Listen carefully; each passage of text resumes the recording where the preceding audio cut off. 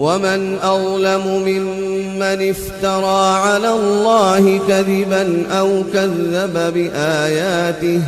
إنه لا يفلح الظالمون ويوم نحشرهم جميعا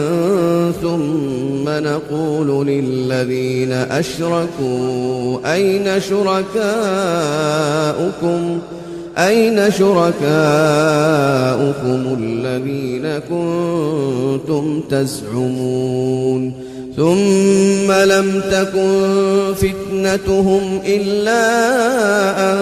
قالوا والله ربنا ما كنا مشركين